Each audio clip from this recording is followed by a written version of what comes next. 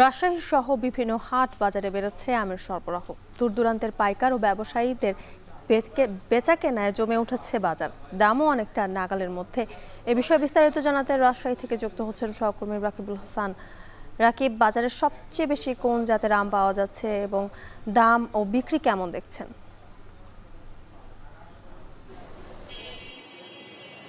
জ্যোতিকা, আসলে এখন আমের ভরা মৌসুম এবং রাজশাহীতে যে তাপমাত্রা সেটি আসলে গেল এক সপ্তাহ থেকে আমরা লক্ষ্য করছি প্রায় 34 ডিগ্রি সেলসিয়াস থেকে 38 ডিগ্রি সেলসিয়াস তাপমাত্রা, এবং একই সাথে বৃষ্টিও হচ্ছে দিনের শেষ বেলায়।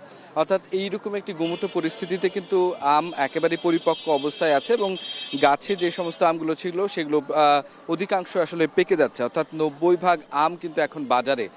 সুতরাং ভরপুর একটি বাজার, এবং এই ভরপুর বাজারের কারণে এখন সব ধরনের ফলই কিন্তু আসলে বাজারে আছে, অর্থাৎ সব প্রকারের আম বাজারে আছে। সেই ক্ষেত্রে আসলে ক্ষীরসাপাত কমেছে, এখন ল্যাংড়া সবচেয়ে বেশি, এবং এর পাশাপাশি আমরুপালি। এছাড়াও যে সমস্ত অন্যান্য জাতের আমগুলো রয়েছে, সুমিষ্ট জাতের হাড়ি ভাঙা আম এবং ব্যানানা ম্যাঙ্গো যেটি, সেই সমস্ত আমগুলো কিন্তু এখন বাজার ভরপুর। তবে এখন কাটতি বেশি ল্যাংড়া আমের এবং একই সাথে রূপালি।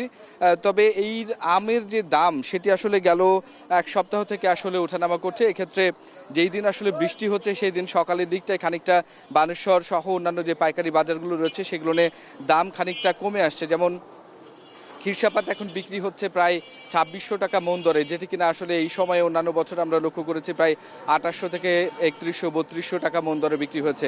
এটি আবার খুচরা বাজারে এসে প্রায় 3600 টাকা মন দরে বিক্রি হচ্ছে, এবং একই সাথে কোনো কোনো ক্ষেত্রে মানের পার্থক্যে 4000 টাকা পর্যন্ত উঠেছে। এবং যেটি আসলে সবচেয়ে এখন বাজারে বেশি ল্যাংড়া, সেটি আমরা 1800 থেকে 2000 টাকা গতকালকে যেমন পেয়েছিলাম, আজকের বাজারে কিন্তু 2200 থেকে 2400 টাকা মন দরে বিক্রি হচ্ছে।